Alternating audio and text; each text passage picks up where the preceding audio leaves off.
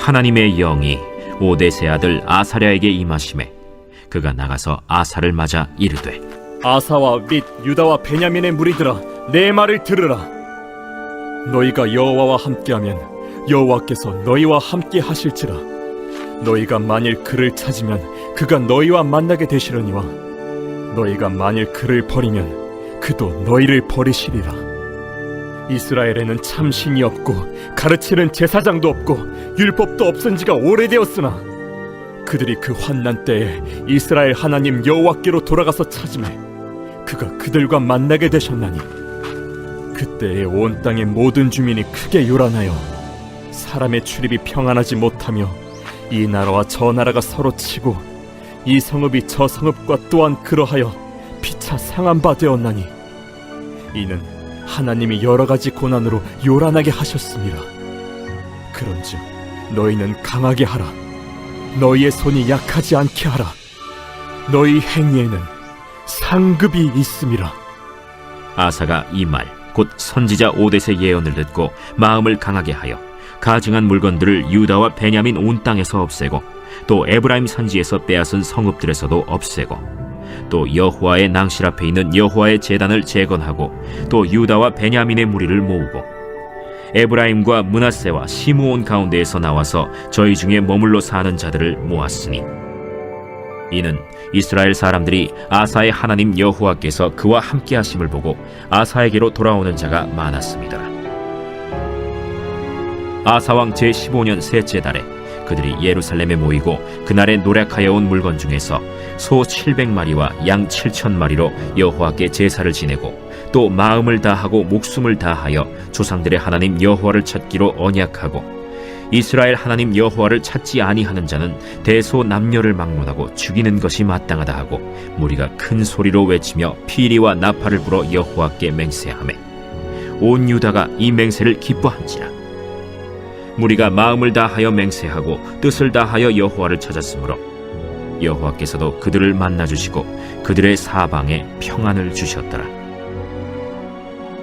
아사 왕의 어머니 마아가가 아세라의 가증한 목상을 만들었으므로 아사가 그의 태후의 자리를 폐하고 그의 우상을 찢고 빠 기드론 시냇가에서 불살랐으니, 산당은 이스라엘 중에서 제하지 아니하였으나 아사의 마음이 일평생 온전하였더라. 그가 또 그의 아버지가 구별한 물건과 자기가 구별한 물건 곧 은과 금과 그릇들을 하나님의 전에 드렸더니, 이때부터 아사왕 제35년까지 다시는 전쟁이 없으니라.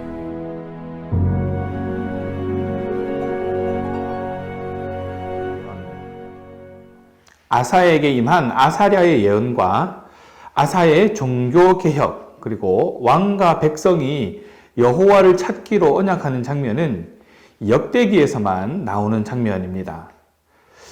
이것은 아사 통치의 가장 중심에 해당하는 것으로 아사가 어떻게 종교개혁을 실시했고 통치의 전반부를 성공적으로 이끌어냈는지를 설명하고 있습니다. 1절에서 7절까지는 아사랴의 예언이, 그리고 8절에서 19절은 이에 대한 반응으로 나타나고 있습니다. 아사의 행동은 열왕기에는 간단하게 소개되어 있는데 역대기에서 그가 어머니 마아가를 왕후의 자리에서 패하는 그런 전후 사정을 더 잘 파악할 수 있게 해줍니다.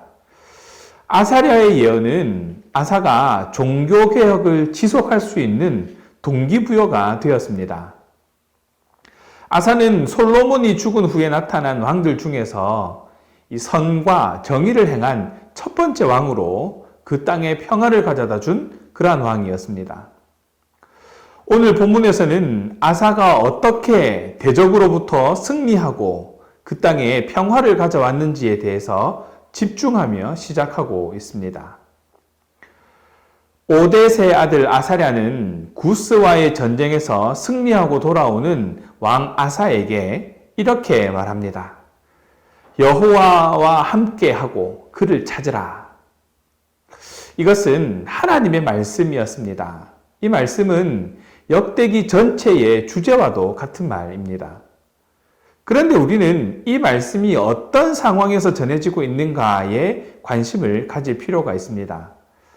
아사는 지금 구스의 100만 대군과 싸워서 이기고 돌아오는 길이었습니다. 보통 전쟁에서 승리한 왕을 맞이하는 사람들이라면 그의 노고를 칭송하고 그 승리를 기뻐하기 마련입니다. 그런데 작은 전투에서 이긴 것도 아니고 100만 명의 군사와 300대의 병거를 몰고 온 그 적을 이기고 오는 왕에게 여호와를 찾으라 라는 말은 그다지 어울리지 않는 것 같습니다. 그러나 아사는 할아버지 르호보암을 기억하면서 하나님 말씀에 귀를 기울여야 했습니다.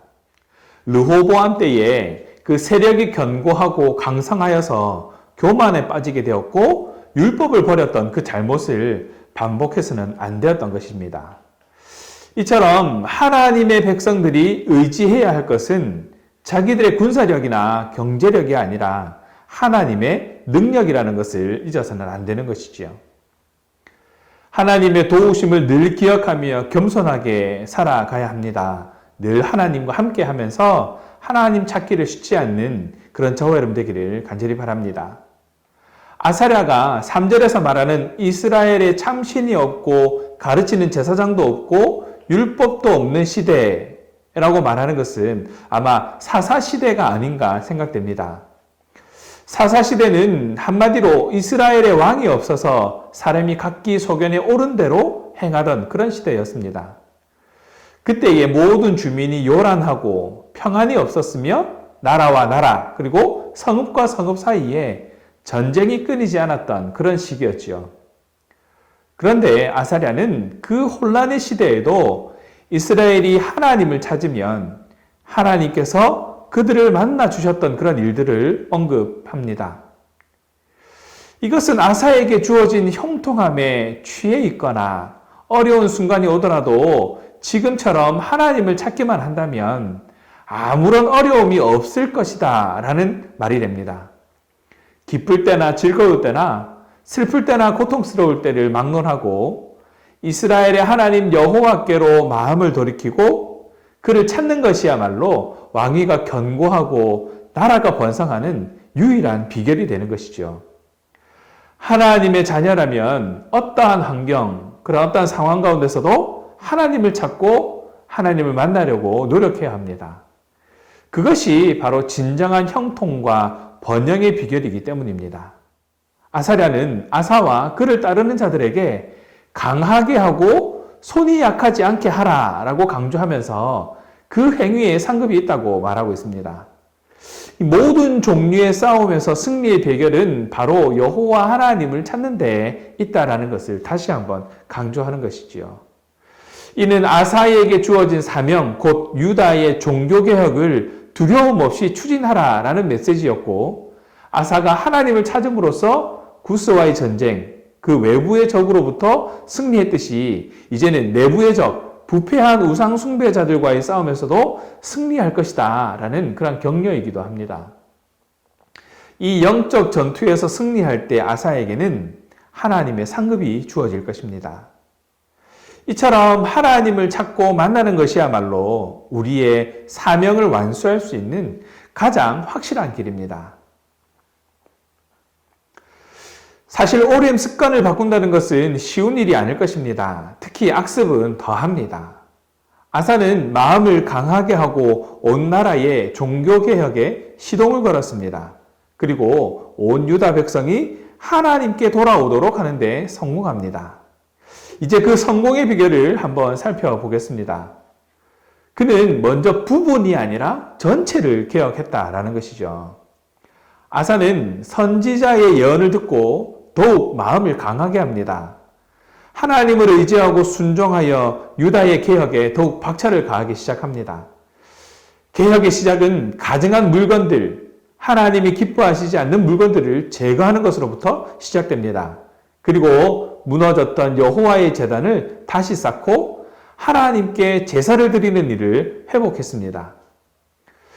그동안 우상들을 섬기는 일에 몸과 마음을 바쳤던 유다 백성이 이제 하나님께로 돌아와서 하나님께만 예배하는 백성들로 이끌어낸 것이죠. 또한 모든 유다 백성을 모아놓고 모든 백성이 하나님만 찾을 것이고 하나님을 찾지 않는 자는 어떠한 사람이든지 죽음을 면치 못할 것이다 라고 선포하기도 했습니다. 이런 종교개혁으로 하나님은 유다 백성을 찾아오셔서 그들을 만나주시고 유다 온 땅에는 하나님이 주시는 평안이 넘치게 되었습니다. 그 결과 아사가 왕으로 즉위한 후에 35년이 될 때까지 그 땅에 전쟁이 없었다는 것입니다.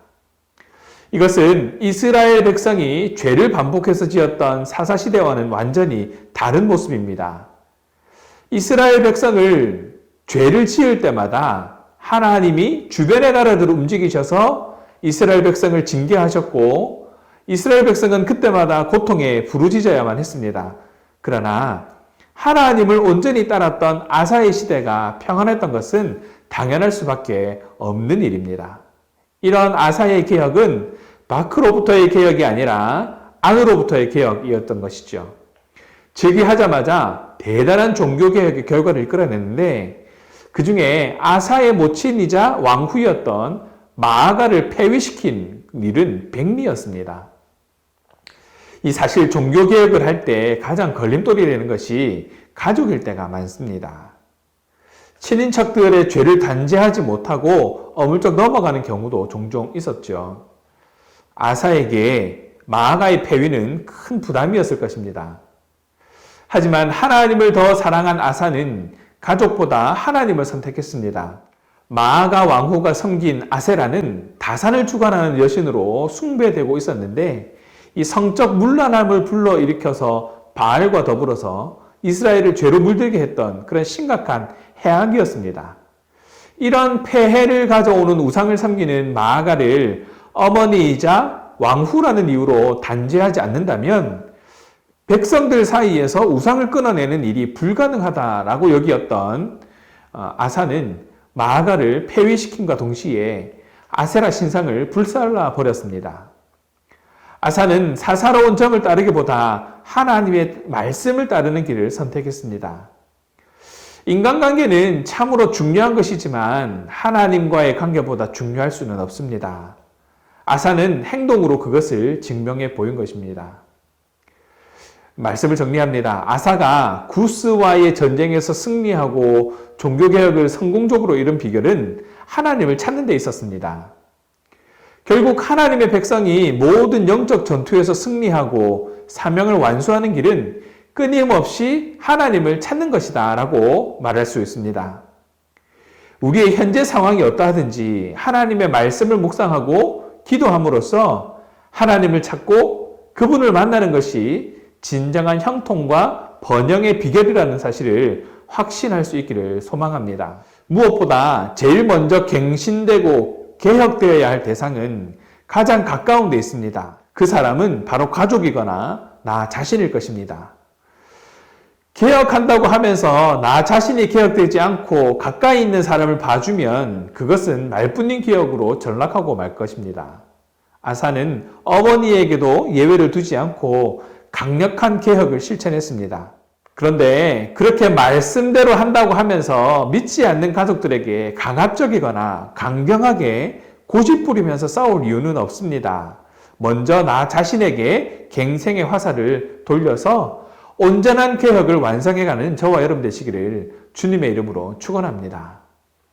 기도하겠습니다. 사랑의 하나님 감사합니다. 오늘 아사의 개혁을 통해서 나의 삶을 돌아보게 하신 하나님의 은혜를 기억합니다.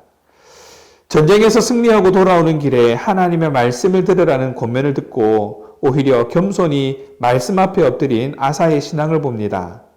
그 믿음의 결단이 온 나라의 변화를 일으키고 온전히 하나님께로 모든 백성을 돌이키게 한 그 결과를 볼 때에 우리의 삶도 하나님께 온전히 드리기 위한 결단이 이어지기를 소망해 봅니다. 나로부터 시작되어지는 개혁이 하나님 보시기에 부족함이 없는 온전함으로의 변화를 드러내는 그러한 삶이 되게 하시고 그러한 첫걸음이 되게 하시고 그 걸음들로 말미암아 세상을 향해 열매가 되고 빛으로 드러나 하나님을 드러내게 하여 주시옵소서. 소금으로서 제 역할을 감당하는 도구가 될 수 있도록 주님 인도하여 주시옵소서.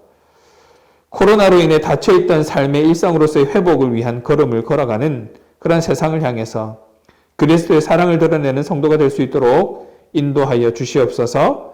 감사합니다, 주님. 우리 주 예수 그리스도의 이름으로 기도합니다. 아멘.